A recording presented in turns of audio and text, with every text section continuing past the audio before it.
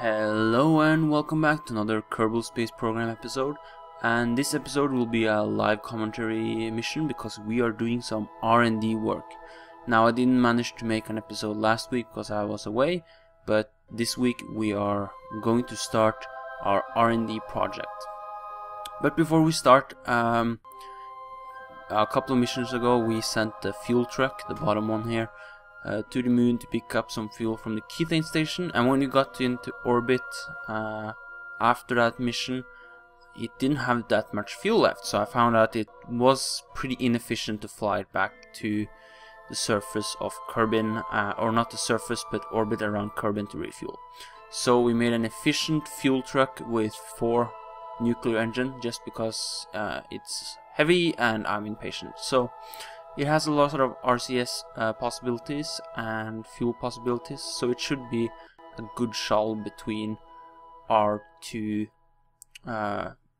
stations, or our Kerbal base and our refueling station. So we're in the space plane hangar, and today we are building an artificial gravity test module. So let's call it gravity test. And it is going to be the first test of how we are going to build artificial gravity for our astronauts on their way to Duna. So I have not decided how I want to do this yet at all. The only thing I've decided is that I don't want to have like a huge spinning ring or something. I want it to be compact and small and easy to use. So searching a little bit around the web, and I found one thing they're trying to do in real life, but I'm not sure if the game can handle it. I'll try to illustrate it here now. If we have like this is our landing capsule, and then you'll have a living capsule with the fuel and engines too, and between these you have a rope, and it will spin slowly around and produce artificial gravity because of the spinning motion. So then you can retract this and have it really compact, and I thought I was going to try that with Kerbal Attachment System, but I have no idea if this is going to work or not. So let's see. I think we're going to do this in one launch. This is just going to be a test, if it's even possible in the game.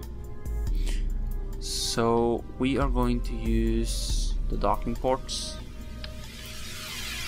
here and here, like that, and then we're going to have for illustration purposes, this is going to be like that, and let's see, for our interplanetary mission it probably will look like, there it is. It will probably look like this, like something, and then have the rope between them. I have no idea yet. That's what we are here to find out. Let's see, can we attach the Kerbal Attachment System somewhere? I want, okay, that looks stupid, but it's still just a test, like that, and or maybe we should have the attachment point there, and this can be put, let's see, maybe like this. I don't know if, no, I would like it to be just like straight up and down. That would be the best. Okay, this is going to look pretty stupid, but I think it's just a test, so we don't want to do too many flights. But if we can do like this and then just attach them like something like this in orbit, I think that should work, and then we can try to see if we can get them spinning around. So like that, and on top of that we are going to have this and that. Okay, let's see, because we won't be allowed to do this. Yes, we will. There we go. And finally we have this small connector. Okay, so let's just flip this around and see if we can connect them like this. That would be nice. Nope. Let's see. This should be a live stream right now, and I can ask you guys for some feedback. That would be great. Because this could be a nice test module, but oh, that works. Of course, that looks great. And we are just going to put a bunch of struts there, and let's just put the coupler between these. That one. That looks really realistic. That should be a good gravity test module. Then we need some RCS, I think, to spin this around. So 4 should give us enough thrust, I think, but I would like them to be pointing the same way, because I think that will make it a lot easier. But let's see, we'll just put let's just do like this is always the interesting part, trying to find how do you want it. That should be good for testing purposes. It looks pretty horrible, but that doesn't matter. There we go, our gravity test module. And we need to get it into orbit, and since we're already doing this so great, we are going to use one of my new lifters, the Delta V or Delta 4, I think I called it. It should be too powerful for this, but I just think it's good. It's not like the real one, it doesn't look exactly the same, I apologize, but I just wanted to make something that had the general purpose. Nope, that doesn't work. Okay, let's see if we can do all 3 engines like this and put the coupler on the bottom, or not the coupler, but what is it called again?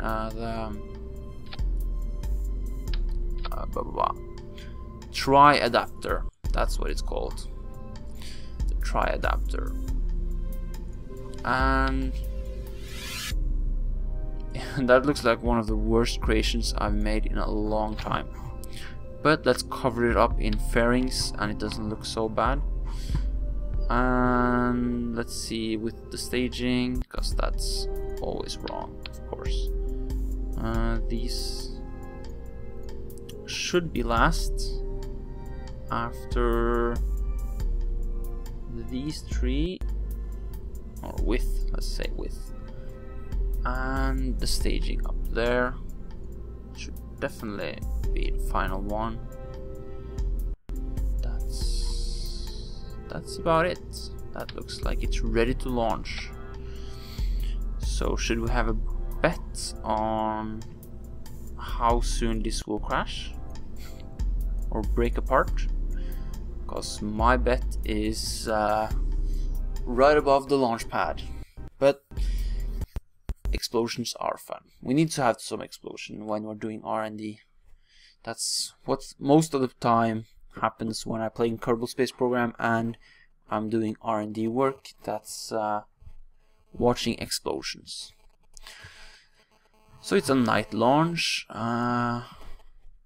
Looks okay. Let's just turn off the gimbaling on the outer engines, or it might shake itself apart. And let's start with full throttle. That was a good idea, I think. It's a slow start. Very slow start. But it's pushing up. So yeah, this rocket with the Ferrum Aerospace, it produces a lot of lift, and you can get, as long as it just gets off the launch pad, you can get pretty far with this rocket, I found out, because there's a lot of fuel in these tanks. It's from KV rocketry, and it's also cross-fueled, so no fuel in the middle here is used until all the fuel in the outer tanks are empty. The new SAS module is wobbling a little bit, but let's hope it is stable enough for a gravity turn, which I'm trying to start, but the rocket is pointing the wrong way, so I went the wrong way. Let's see, there we go, 90 degrees, slowly. So with Ferrum, if I go too far away from the heading marker, the whole thing will spin out and make a great fireball.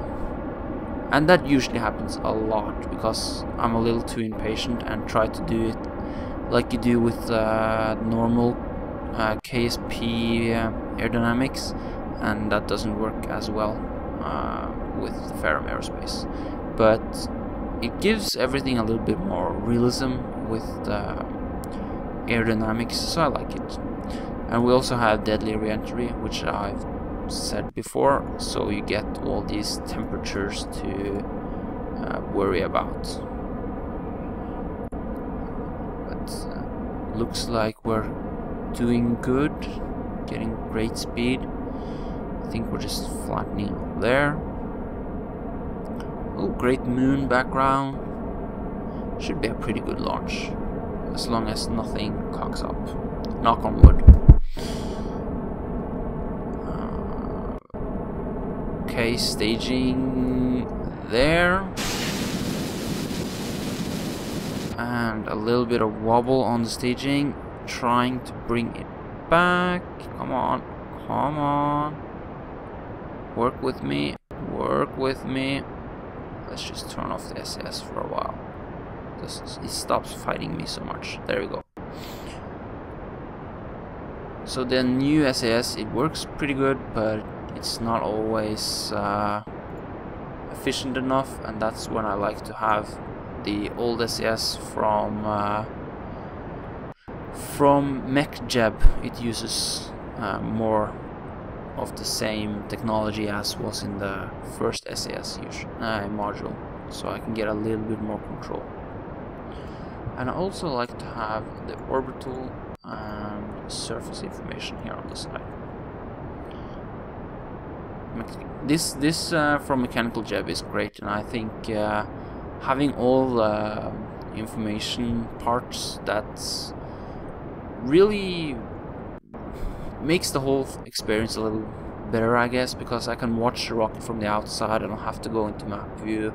I can see how my orbit is going from these numbers and predict my orbits a little bit better. So we're going to push this up to 150, the apoaps here to 150, and that will also raise our periaps pretty much. But we don't want to leave too much space junk, because this is the normal save file. So we're going to ditch this before the periaps goes above 0, or before the periaps goes above the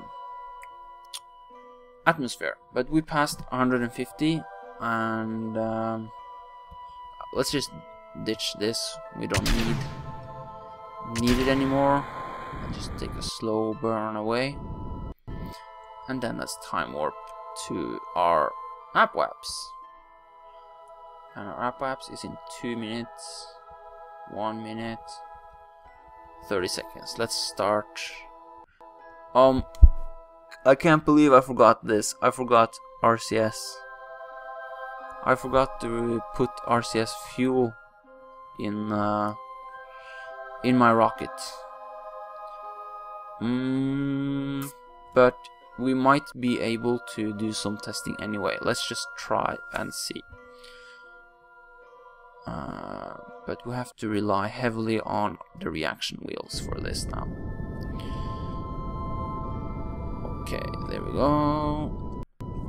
Lock on kill rod and throttle up. And I'm not going for a particularly circular orbit. I'm just going to get it above 150, like that. There we go. And let's get rid of that. And we had a huge explosion. I was afraid that was going to happen with the tricouplers. But still, it's not a mission failed. We're not giving up. This is Kerbal Space Program. Let's get Dobbin out, and he will see if he can save the mission. Okay, put some lights on, and let's see. Can we get the connector? No damage, that's good, but we want to pick up the connector. How? Unplug. Okay. Should let me pick it up. Why? I'm close enough, definitely. Connector undamaged. Yes, that's great. Or no damage.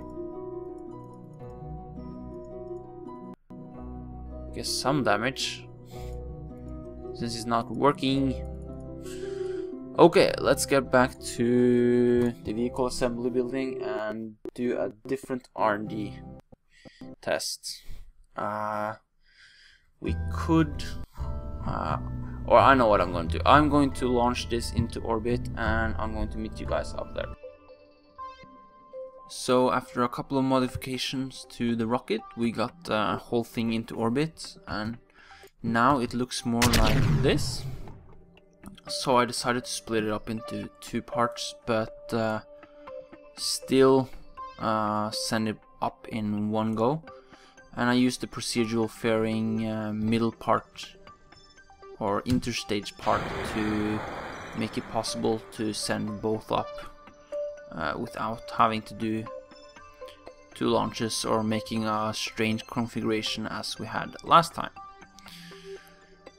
So now we just need to connect these pods together, or testing modules. So let's go over to the connector and pick it up, and hopefully, yeah, it works this time. Good. And we can try to connect this to the front here, and hopefully we should be able to retract the cable slowly enough. I'm not sure, haven't tested this before.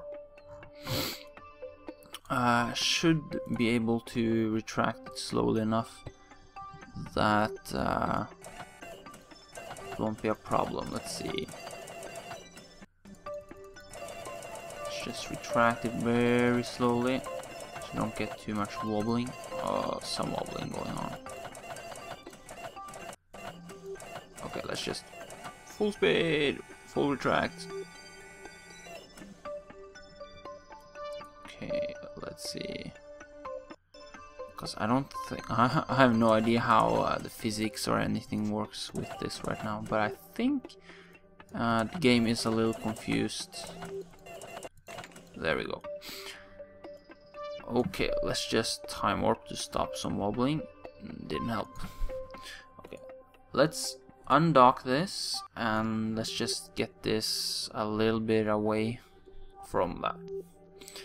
So in theory, as I've been thinking. This should be able to spin around and make artificial gravity, but I've seen animations of it done on the internet, but in KSP, don't know if it works with the physics. Now I'm trying first in, let's try in undocked mode maybe. Let's do that. Because if I then, okay, then I have to move Kerbal over to the other pod, I guess. Because there's no control. Woohoo! There is no control Kerbals in this, and this should be the main side. The living compartment traveling to Duna, in theory.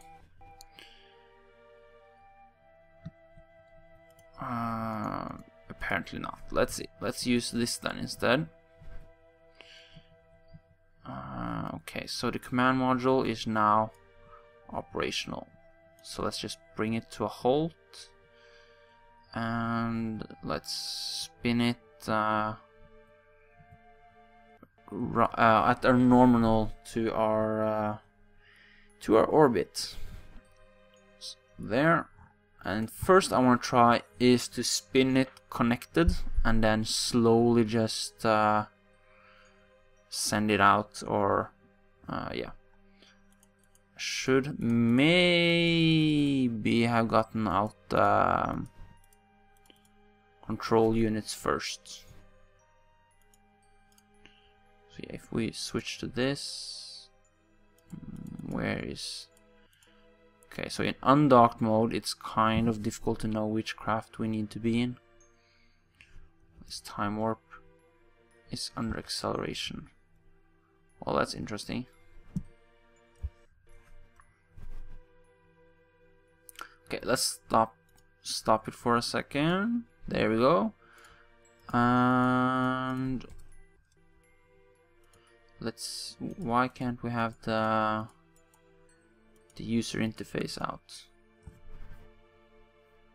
That's kind of strange.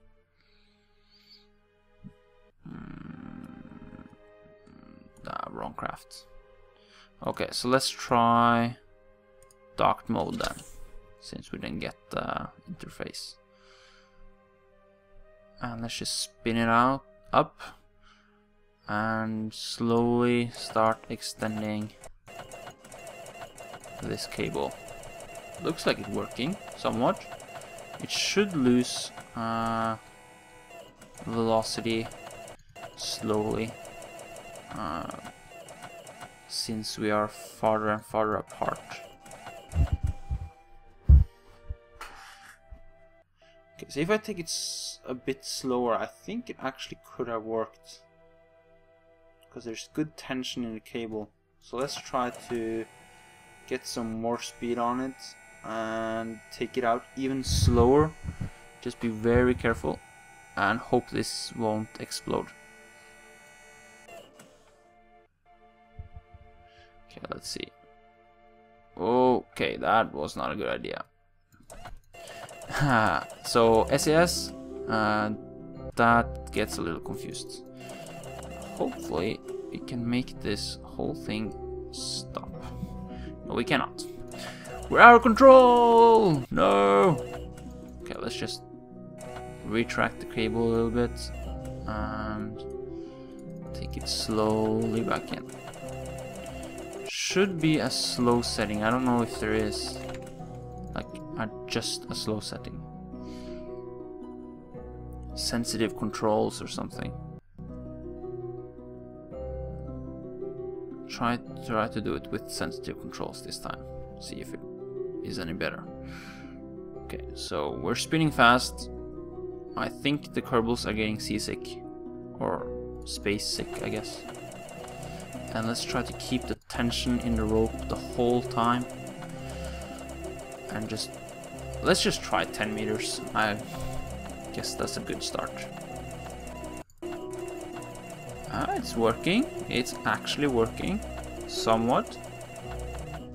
There we go. I have no idea what artificial gravity in this is now, but it is certainly spinning, and it should produce some sort of gravity for the Kerbal. I should have had one of the science tools on it, and I'll definitely have to do that before I post this video and see how much gravity we actually produce, so I can give you that information on the end of the video, or maybe in the next episode. But it actually works. I did not expect that at all. But the question is, can we increase this? Because I really doubt that. And I think if we go into undocked mode, we might.